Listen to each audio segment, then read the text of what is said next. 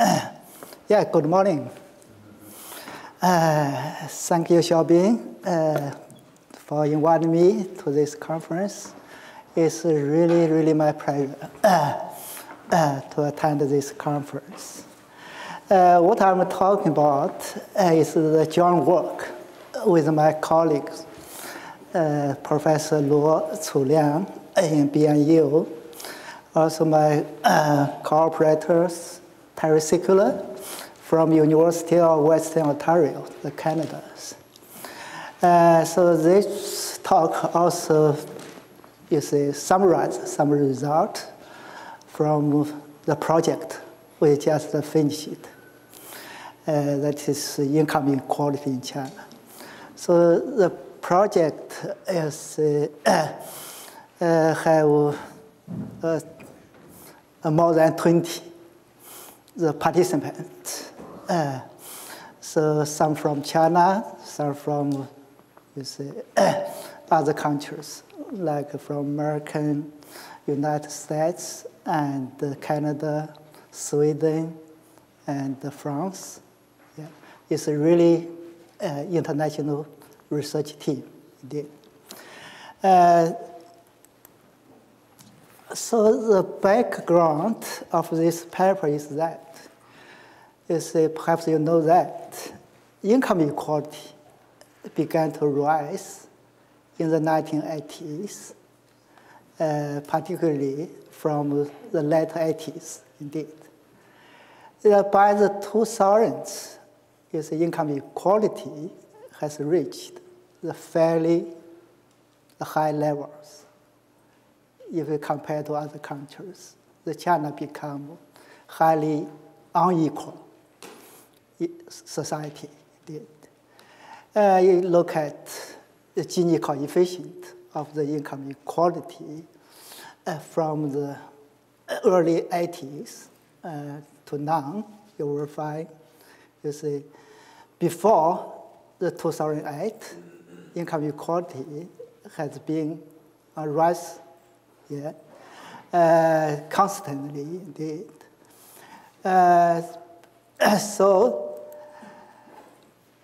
recently, the official data released by NBS, the National Bureau of Statistics, indicated income equality began to decline slightly since 2008. Indeed. So there are a lot of debate on whether China is on the track of decline income equality since 2008. Yeah, based on NBS data, you can get such the judgment in that. But if you look at the estimate of the income equality by the different research institutes, you see, like research team in the Peking University, led by Xiaobo Zhang, using the data from the China family, the panel surveys, but indicated income equality slightly increased between 2010 and 2012, indeed.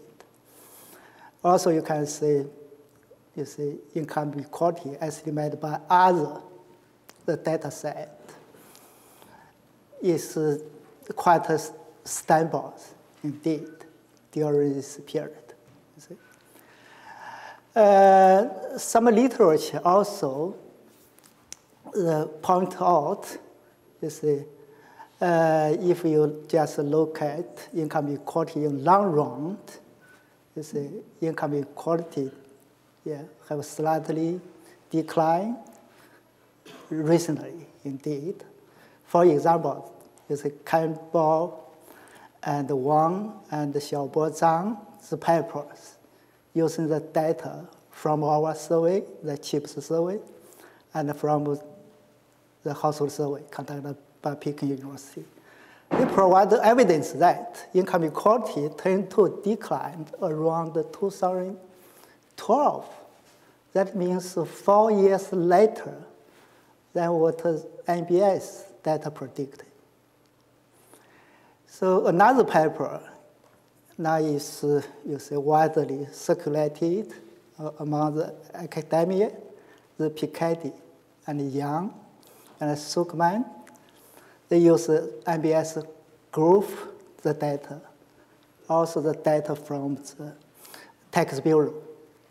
That is top income data. The paper shows the income share of highest income group, the decline in recent years did. But there are also some other studies that claim that income inequality might continue rising in last year if you consider, incorporation of the data of the top income group. See? So that really is a lot of debate on the whether income inequality decline or rising in China. So this paper tried to answer the questions. The first question is that has the income inequality in China declined, and by how much? The second is what is factors underlying the decline, how to explain the decline in income inequalities. The third question is how robust is the decline in the income inequality. So our paper tried to answer these questions by using the data from our own surveys. So the survey we use is called the CHIPS data. The CHIPS data collected by my research teams. That's quite large, and nationwide, the household survey, the samples, indeed. The sample is subsamples of NBS, the annual household survey samples. Because NBS has quite large samples, we just draw the small sample from NBS samples. But our sample is where I can say that is represent the NBS, the largest sample. So our sample has the household around 20,000 to 30,000 in rural and urban areas, also the migrants household. There are more than 60,000 individuals that covered by the surveys, indeed. And 15 provinces spanned the east, center, and west region, indeed. So when we calculate income inequality, we weighted samples using the region and urban and rural, the population is a proportion of population, and to weight the sample. Indeed. So that is a description of the survey and the data and the samples in the last 3 waves of surveys. Indeed. You can see that around 15 provinces covered by the samples, and around 20,000 households in the sample, indeed. So this, data from the last 3 surveys are mainly used in our paper. So the income data come from two sources. Because in MBS, they collect the detailed income information for their own service. We think that information is very reliable indeed. So we just copy this information from MBS service. Then we have an independent questionnaire to collect the other information of the household and individuals as complementary the data. The data contains very detailed information on the individual and household characteristics, and which include, you see, demographics and education, employment, and the history in the labor market. Also have very detailed information on the income, both total income, the household and individuals, and also income components, like the wage income, and the transfer income, and the property income, something like that. Also, the data contain detailed information on the household expenditures, and the total expenditure, and the different types of the expenditures, consumptions, and the productions, indeed. So when we want to measure income equality, so that should require very good income data. I think that's very, very important. You see, if you cannot have reliable, you see, income data, you see, you cannot get accurate estimate of income equality. Indeed. So that means income data is very important, very basic indeed. So because MBS, when we conduct their household surveys, they use the diary method. That means ask the respondent, the household, to keep record of their income and consumption expenditures. Also, they have very detailed information on the different income components, indeed. So then MBS use this income data to estimate, you see, average income of the household, and also the difference, you see, indicators, indeed. We think MBS income estimate is very good indeed, as I mentioned that, because it requires the household to keep a record of their income every day. Indeed. You see, their income is very reliable indeed. But MBS data also have some the problem of flaws.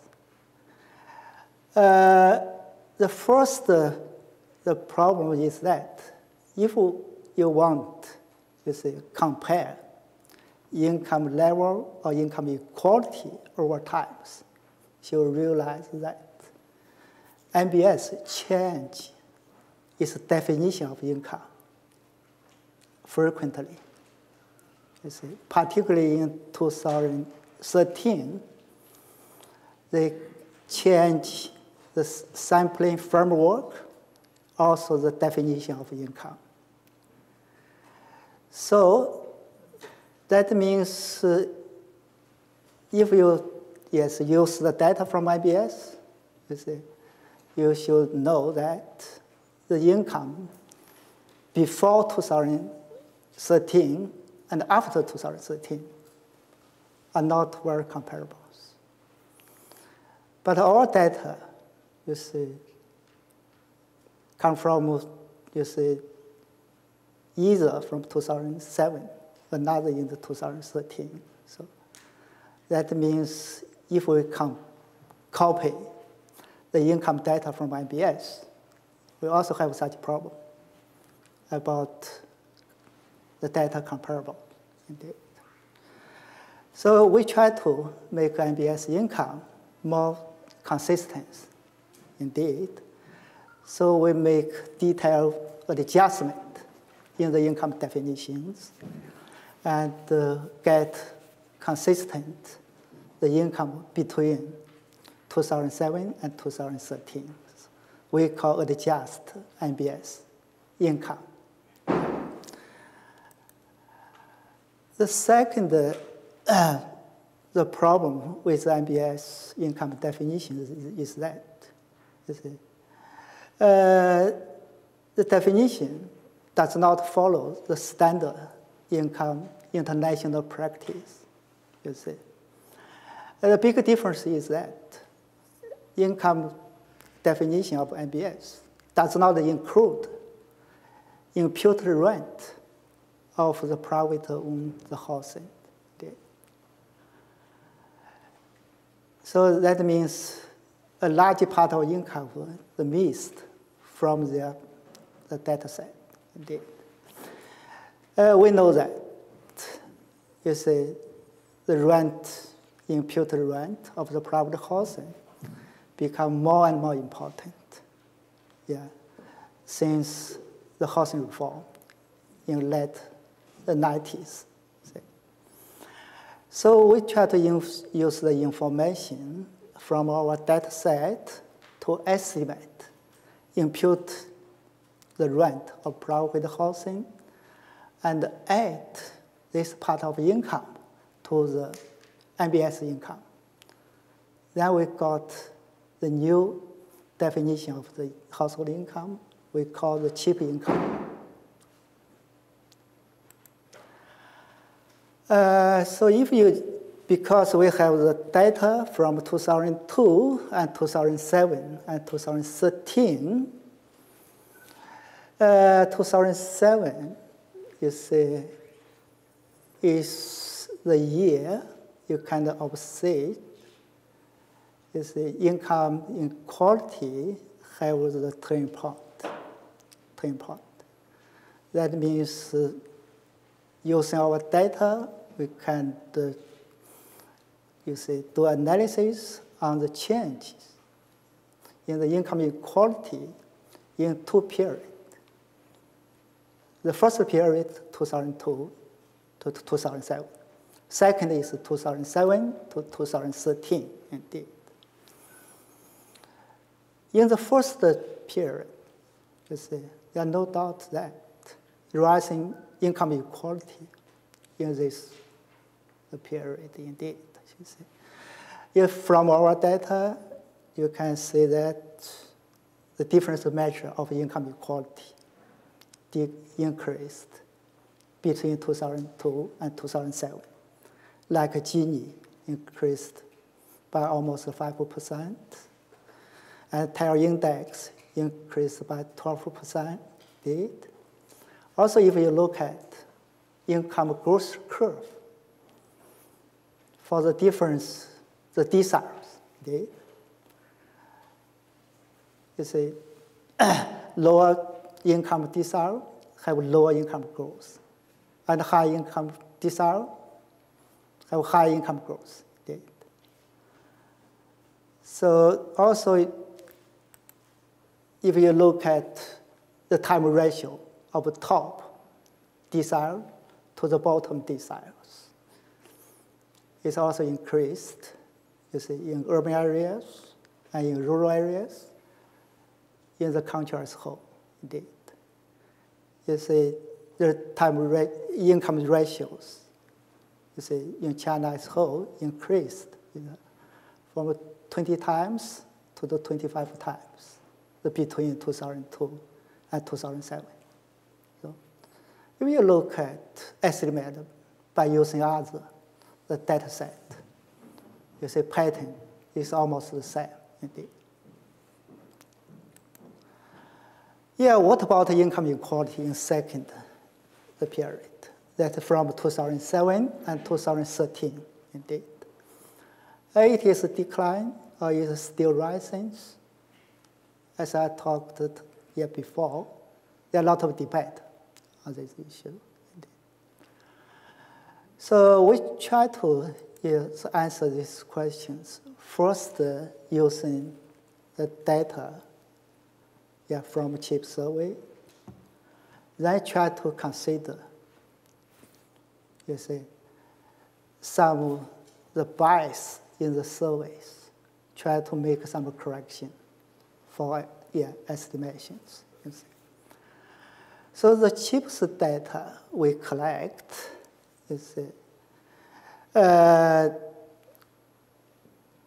provide the opportunity to measure income inequalities. So first we try to measure income inequality, the income defined by MBS, the definitions. Also, the income is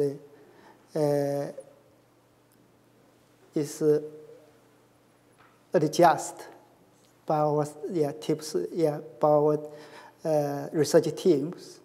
Also, we try to measure income equality, using the CHIPS income definitions. Try to see, there are some difference in the estimate. So that is the pictures of the changes in income equality between 2007 and 2013. If we use MBS income definitions, we will find income equality decline by about the 10%. It's quite a large decline. Indeed. So if we use adjust MBS income, it's decline even more, indeed. But if we use the CHIPS data, it decline by 12%. So that means whatever income definition you use, you will get evidence showing income inequality decline. Also, we use the measures of the income inequalities, like Gini coefficient or the Terry index, something like this. You see, Gini coefficient is indicate income inequality declined by 10%, something like that. The Terry index shows even the more decline between 2 years, indeed.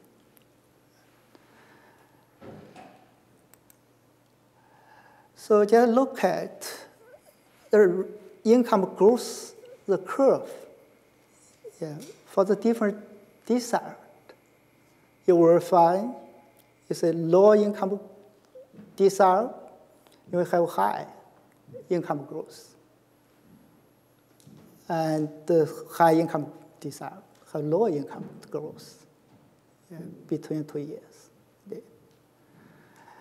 For example, between 2007 and 2013, low income, the group have the income almost doubled, indeed. For the high income growth, income growth is just half of that.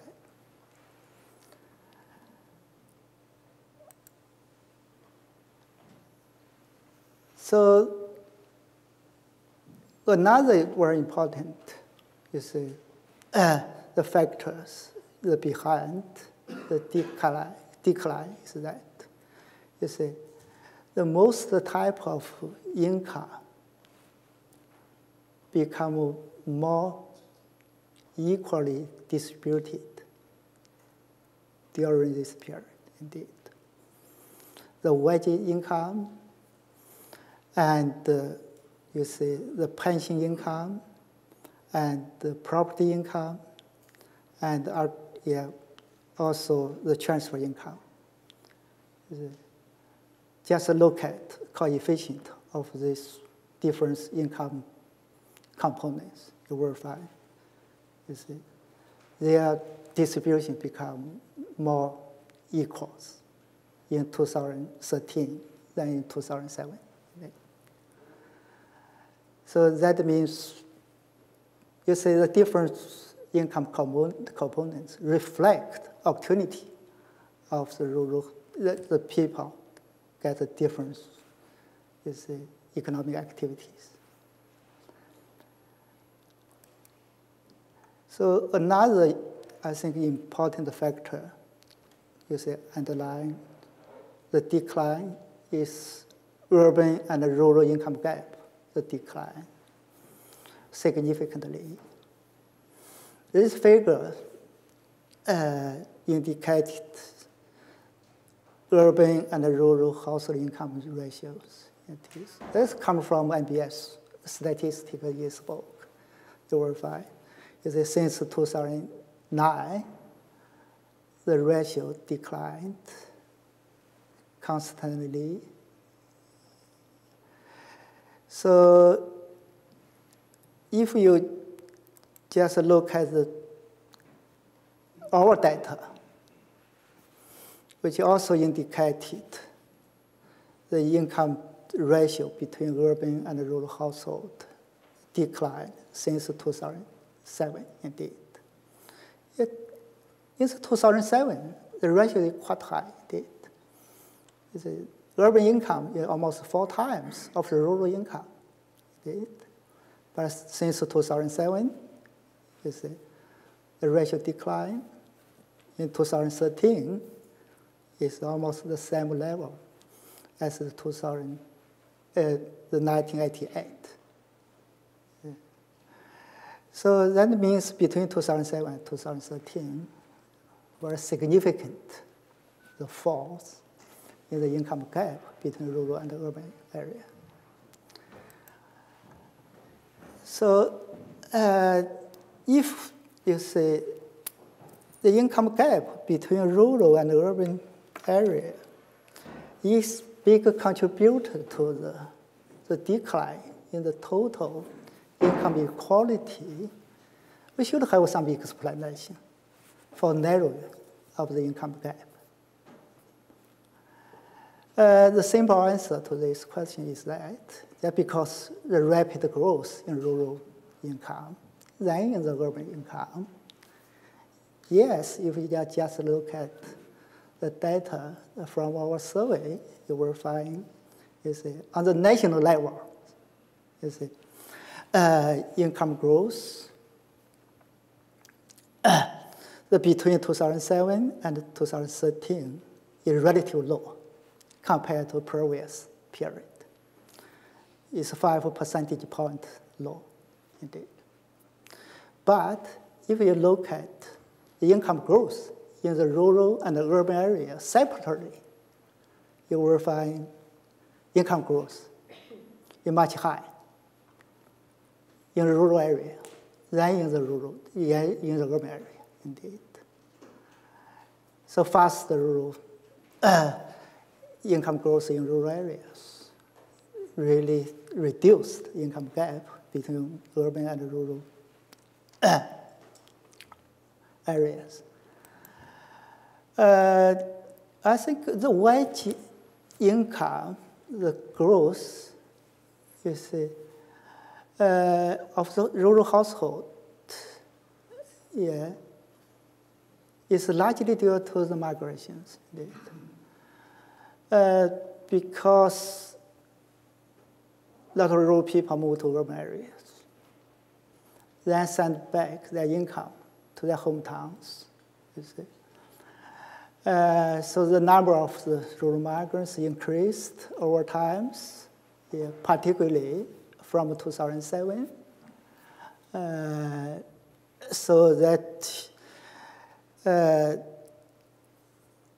also now, you see, you can see the total number of rural migrants in urban areas is around 170 million, indeed. Yeah, rural migrants work. Yeah, work in the urban area, live in urban area, but still have rural hukou.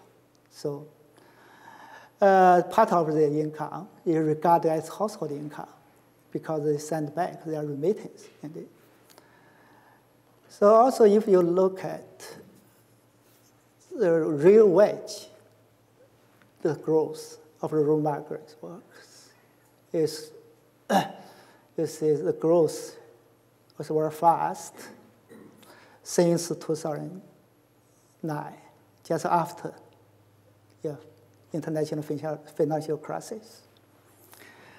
So, for example, in 2010, 2011, the real growth of the wage of the rural migrants is around 15%. You see, it's so big increase indeed. The why? Just because after international financial crisis, the Chinese government issued a lot of policy to deal with the crisis. And this policy, stimulate package, really, you see, increase the demand for unskilled and rural migrants workers because there are a lot of investment put on infrastructure constructions.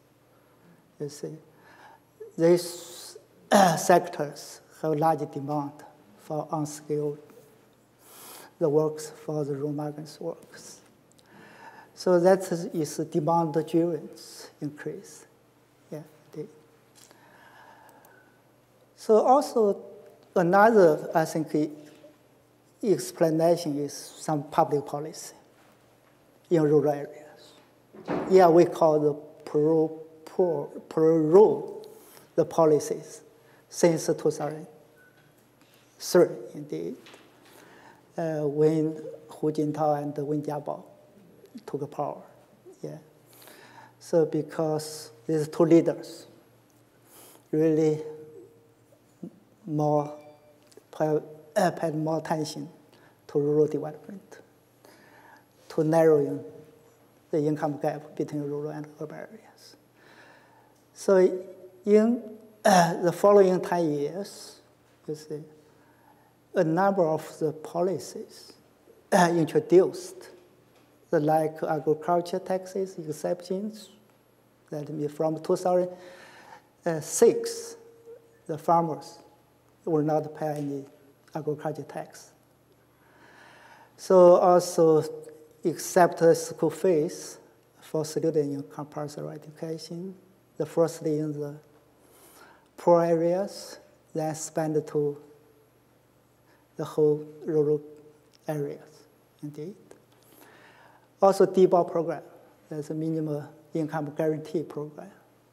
Implemented the first in urban areas, then in rural areas, indeed. So this program may not have so large impact on the reducing the income equality, really have a big impact on the poverty reduction.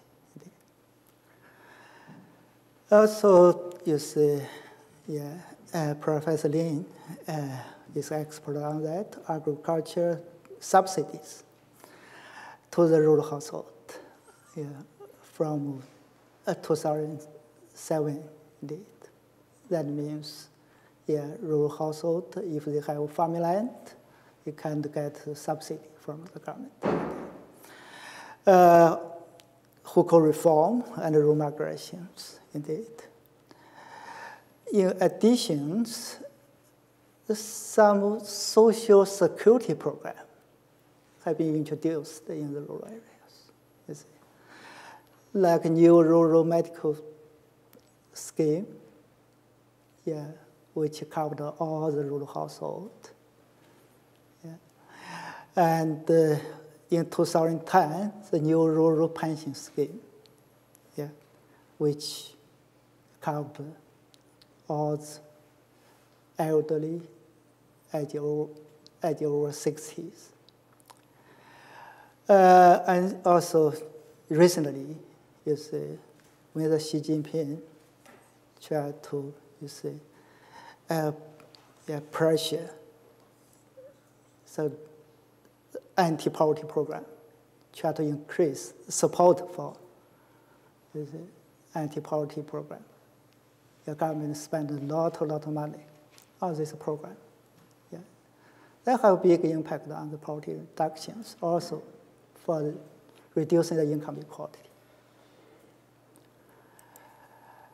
So when we look at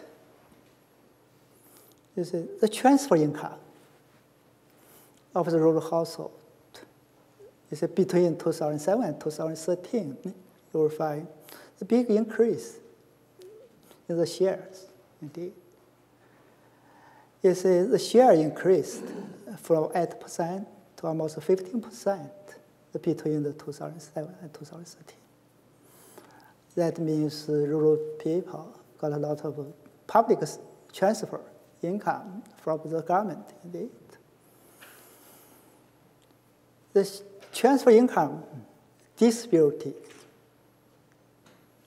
more equally in 2013 than 2007. You see, if you look at your concentration ratio, yeah, that is. That means transfer income is more given to the low income or poor household. Okay? So that is, yeah, have some impact on the income equality. The poverty reductions, yeah, that's the Chinese government is very proud of that. Yes. Also, its achievement is widely recognized by the world society, indeed. So if we use the difference poverty line, perhaps you know that in the past 30 years, the government used to serve the poverty line, indeed. The first poverty line is very low. It's less than $1 per day per person. Yeah. But in 2010, the government introduced a new poverty line. That poverty line is close to $2 per day per person. Indeed. Whatever poverty line you used, you can find significant the poverty reductions over time. Yeah. So by the 2020, there will be no absolute the poverty in China. That is the Chinese government wants to achieve that. But the relative poverty will be this. So now we have the project try to, propose the new poverty line for the post-2020. So that means because the big increase in the poverty incidence, that really have impact on reducing the income inequality. Yeah. So because income inequality declines largely due to the narrowing income gap between rural and urban areas, indeed. So then we try to figure out how large the difference decline is due to the between rural area. It's due to within rural and urban area. So if you do some decompositions, you see total inequality is decomposite into two parts. One part is between rural and urban equality. Another is within rural and urban equality. You see, if you compare, you see that between inequality and within inequality between 2 years, you'll find, between inequality decline, in the 2013, but within increase, indeed. So then we will do the further, how large it changes total income equality between 2 years. is due to the changes within inequality, the changes within inequality. I will not explain this formula in details. Just look at the result, you will find. So the change in income equality between 2002 and 2007 that is income equality increase. It's about 60% is due to between income equality. That between rural and urban income equality contribute 66% of the total inequality. And another 34% is contributed to from the within inequality, indeed. But if we compare, it's a decomposition result between 2007 and 2013, you will find it's even with the same income inequality increased by 38%. But between income equality decline, a big magnitude indeed. It's over 138% indeed.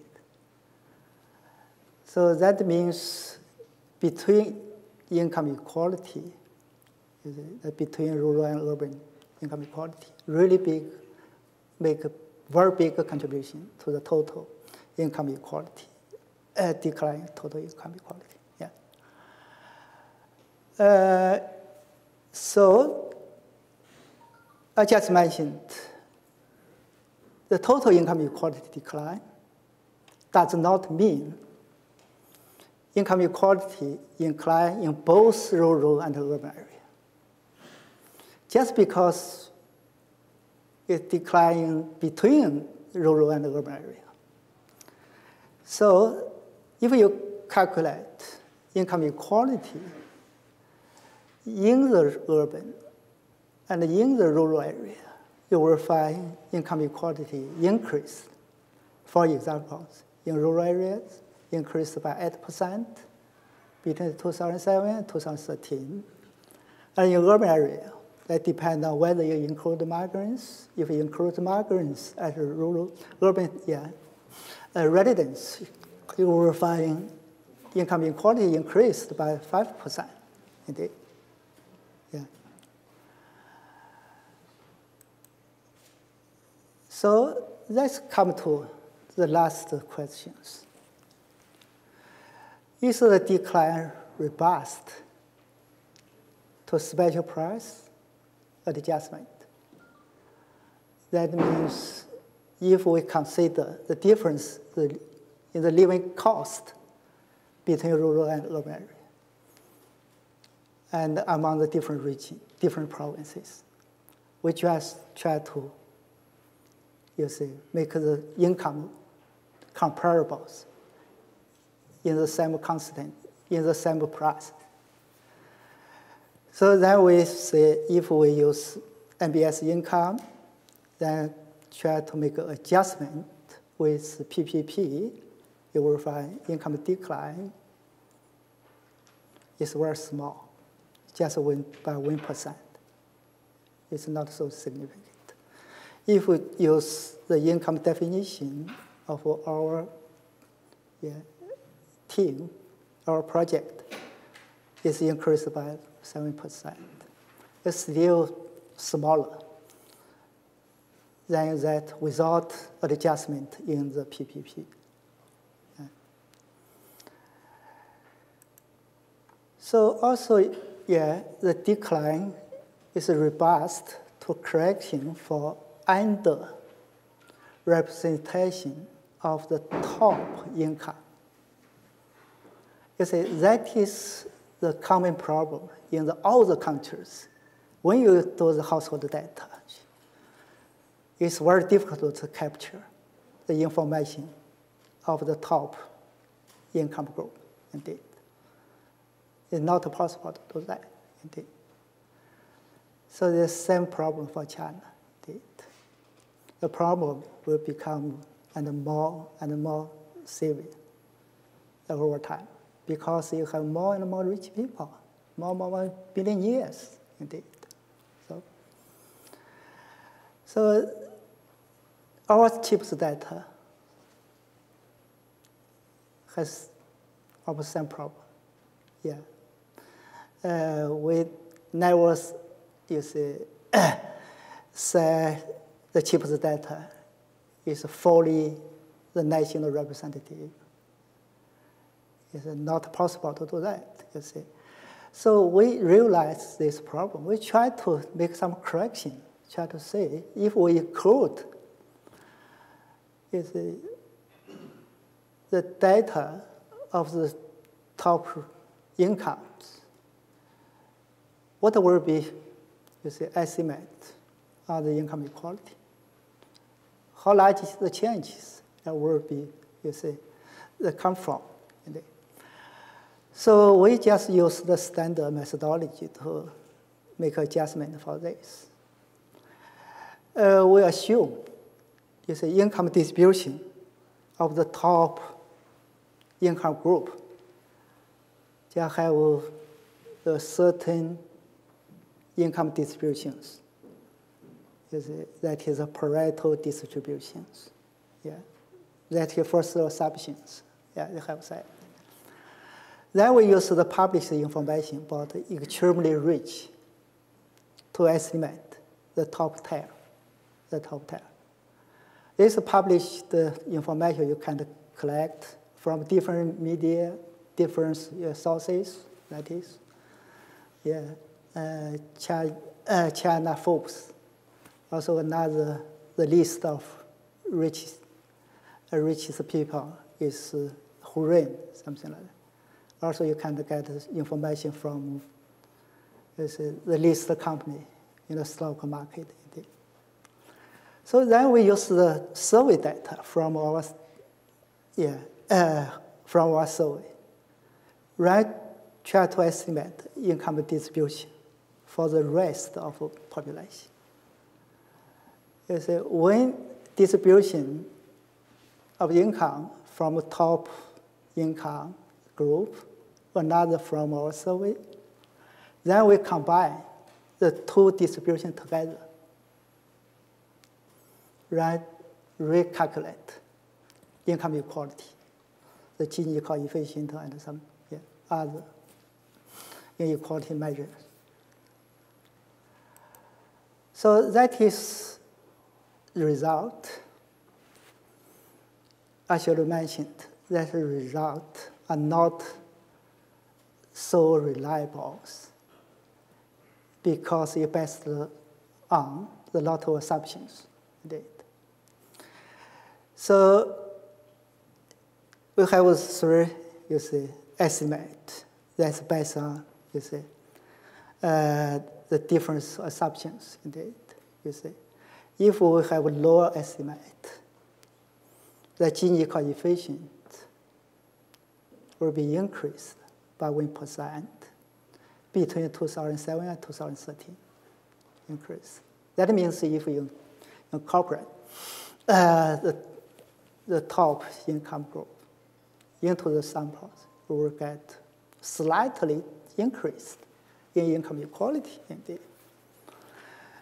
Okay, if you make a median estimate, you'll increase by 18%, the big increase indeed. Yeah. Then you have high estimate, about 26% indeed.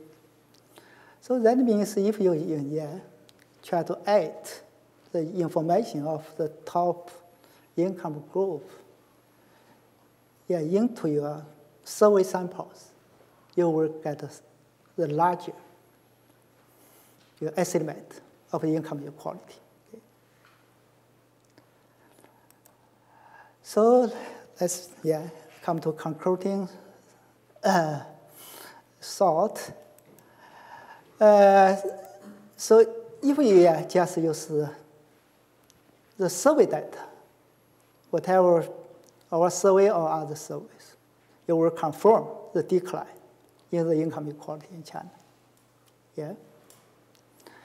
But these conclusions is valid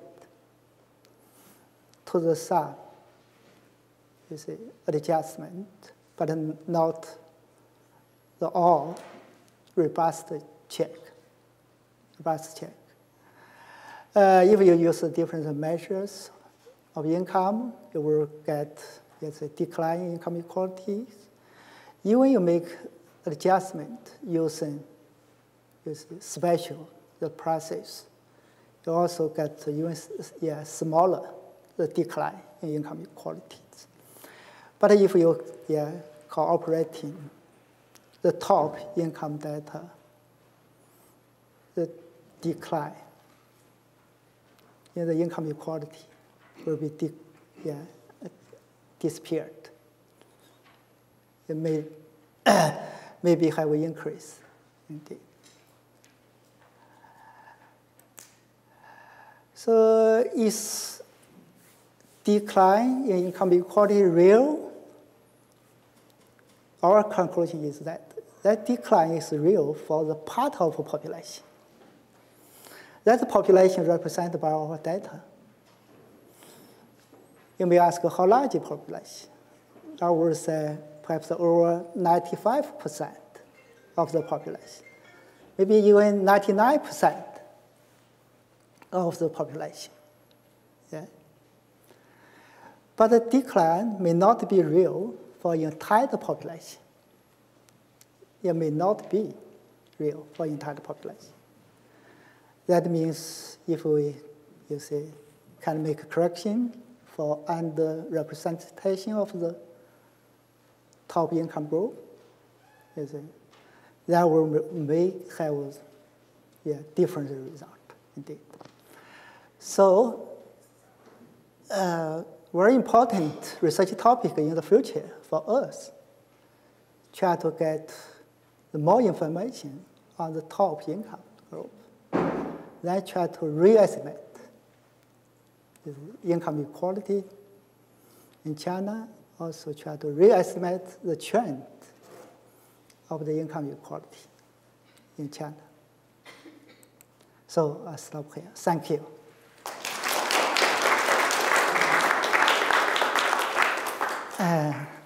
Thank you very much, Professor Li. And now we have 5 to 10 minutes question time. And if you, yes. So Professor Wang first, and then Professor Li. Okay, thank you, Professor Li. It's a very insightful and informative presentation about the income equality. Yeah. According to a recent publication, a paper in our CEA official journal by John Knight, entitled like China's income inequality or evolution of China's income inequality. So according to his conclusion, although you are talking about income inequality between that period of time, from 2007 to 2013, has been declining. But if you look at different measurement, that is wealth inequality, actually is increasing over the period of time. Then that raises the question, how to measure distribution of wealth within a society. So is that a big question? Have you ever, through your research, tried to figure out even a better measurement rather than stick to a Gini coefficient on the income inequality? Thank you for your question. You see, the 5 days later, there will be another conference in the Nottingham. In the conference, I will talk about the wealth income equality in China. So that is the paper written with John Knight and my colleagues. Yeah, you are right. It's the wealth inequality increased rapidly since 2002, indeed. Just after housing reform, I think. So even with some underestimate of the wealth inequalities.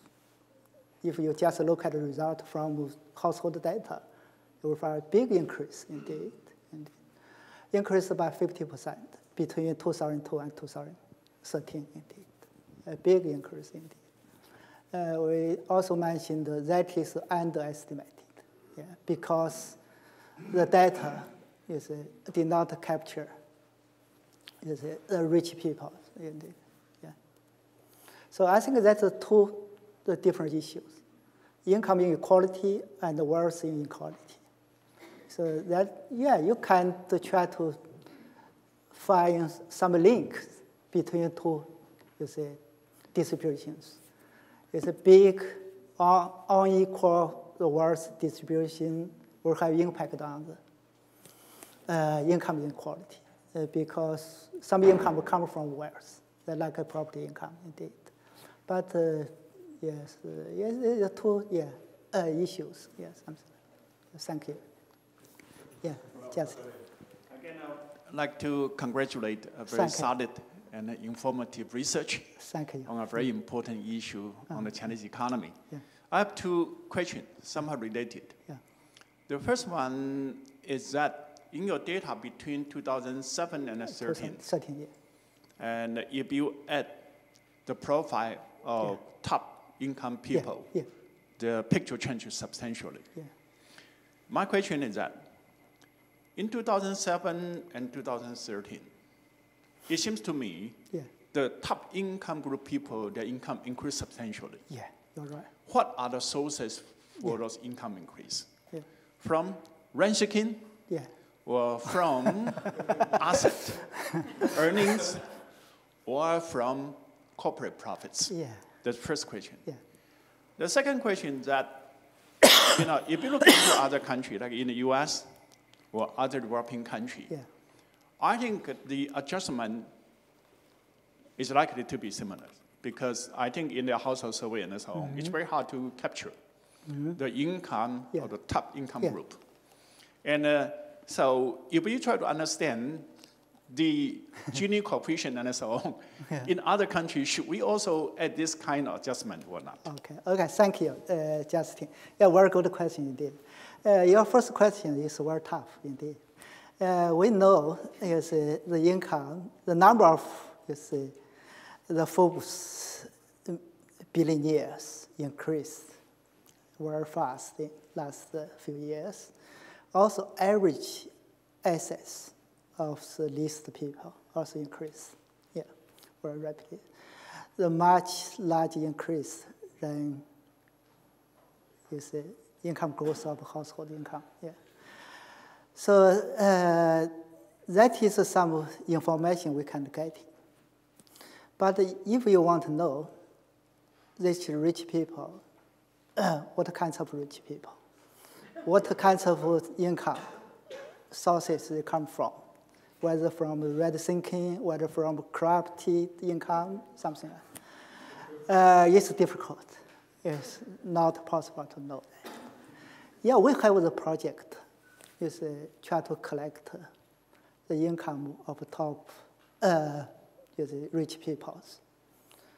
We just try to look at different area, different sector, something like that. One group just collect information of the corrupted officials.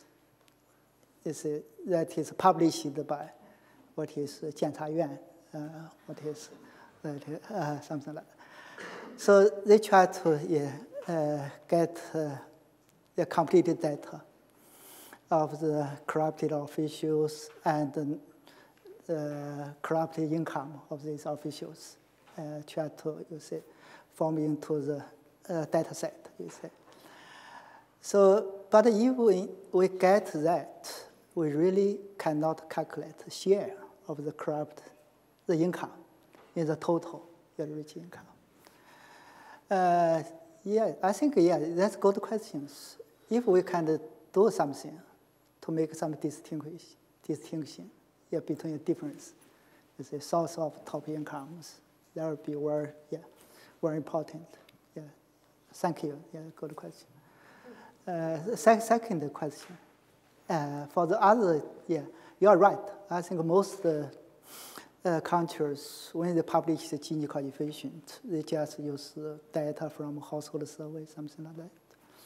Some countries make some adjustment, some not.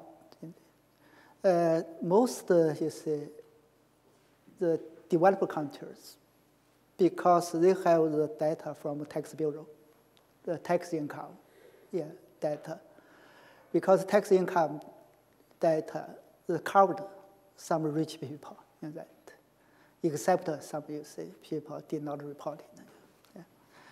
That means in the developed countries, you see, underestimation is smaller than developing country, yeah, something like that.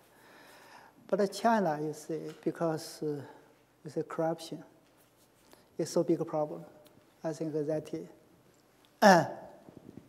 so problem is more serious than other countries, yeah, something like that. But wider, you see, now I'm in wider, the set up a project, try to do some collect data of the top income for the different countries. China is included in the project. Yeah. Thank you. Yeah. Thank you very much. And because of time, we have one question from yeah. Okay. Yeah, so I just want to ask about the data. So if I understand correctly, yeah. the chip data is just using the MBS survey outcome, and then you make adjustment, like statistic adjustment on various, on the free step. So I want to ask about the CHFS survey by the Southwestern University of Economics and Finance in Chengdu. So I remember visit them some time ago, and they were trying to tell me why, you know, their survey, the way they conduct it is better than the MBS. So they point out two things. One is what you mentioned about the underrepresentation of the very rich, because they are, when government officials visit them, they may not tell them everything. Whereas the CHFS, they send their student, according to them, are hardworking students, very sincere. They move the very rich people, so the very rich people open up to them. So that's on the upper end. On the lower end, they also mentioned that MBS staff, because they work for wage, so they are not enthusiastic about the project. So they will not go to very poor household, whereas the CHFS student, because they are devoted to the project, they will actually go to very poor household. So I was quite, you know, I buy that logic very well. So I thought that CHFS will capture more the picture of the inequality. So did you do the same analysis with the CHFS survey, and why don't you use a subsample of the CHFS survey instead of the MBS? Okay, thank you. Yeah, it's a very good question indeed. It's that is what is Western, Southwestern University of Economic and Finance. Yeah. They collect data they call the household financial surveys. First survey was conducted in 2010. I think sample is quite small. It's about 8,000 household, something like that. So then they use the data from the first survey, then estimate the Gini coefficient. So I just show you that Gini coefficient is very high indeed, about 0.6. That is the highest Gini coefficient in the world indeed. So when they publish that figures, they get a lot of attention from, you see, medias, because the Gini is so high indeed. Then, you see, my colleague and I wrote the paper to debate with them, arguably how reliable of your estimate, because we know their data, because we get their data. Also, we know the data of MBS very well indeed. So then we compare two survey, and also we compare, you see, the income distribution in two surveys, something like that. you just mentioned, they claim their advantage of their service compared to MBS, but they perhaps haven't realized their disadvantage of their service. Yeah. I think there's some disadvantage with their survey. The first is that the sampling is the method is not very, professional indeed, because the first survey have no experience. The second, that if you have a student as enumerate to interview the household, they may not be so professional with the income definition. If you look at their questionnaire, they just have 2 questions about the income. Just ask the household how much you earned in last year, something like that. So simple questions, for different households have the different understanding. It's not possible to give you, very accurate, information on that. Students is less professional or something like that. So that means they have, lot of rural household without any income, indeed. It just calculate 0 income, of the household, about 20%, something like that. You can imagine, it's just because the survey is a problem. Also, they try to capture some rich people in the surveys. Then they increase the proportion of the sample of the top income or high income group, But you get these samples, but you really don't know the real, the proportion of those people in the population. So how can you weighted these people indeed? So that means if they have a lot of households without income, also they increase the sample in the sample of the high income group, that will make income equality. It's overestimated indeed. So we think that is their big problem. If you compare their survey with survey conducted by Peking University, survey conducted by Renmin University, and other surveys, their income inequality estimate is really much, much higher indeed. Yeah. So perhaps next time I can introduce you to MBS. You can talk with people in MBS. You will know what is advantage of MBS, the service. Yeah. I think MBS survey is a household survey. The quality of household survey is very good indeed. I think because they have very professional survey team, also that is enumerate, coming from local. They are very familiar with the household, So they think have build a trust with the household in the survey, something like that. I think that is an advantage. Okay. Oh, sorry. Okay, thank you. My question was a little technical. You showed from 2007 to 2013 that the bottom decile income increased almost double, the rate of growth was double that on the top decile, yet urban inequality and rural inequality both increased. Yeah. Why is that? I would have expected at least one to decline. Just because income gap between urban and rural decreased. That means in the compared to rich in urban, the low income group in rural, you say, increased more fast than, you say, rich in the urban. You say, can you? I can see it must be a very special kind of data to get that kind of result where, although the bottom deciles are increasing, yet inequality is increasing in the regions. Because my understanding would be that if you have some of the poorer urban areas in the bottom decile of the overall distribution, poorer people in the urban areas in the bottom decile of the overall distribution, and the big obviously in the urban areas at the top, then again you see a shrinking of the inequality in the urban areas at least.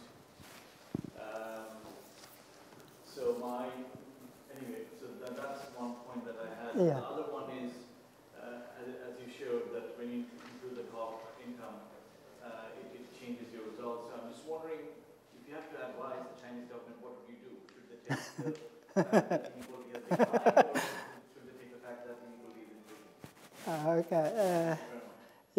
First question, I will talk with you later, okay? The second question, advice to the government, I think I will tell the government, don't believe the income equality decline. That means you should still maintain some redistributive policy in the futures. Even if some slightly decreased, but the level is still high. Something like that. Okay, thank you. Thank you very much. Thank you.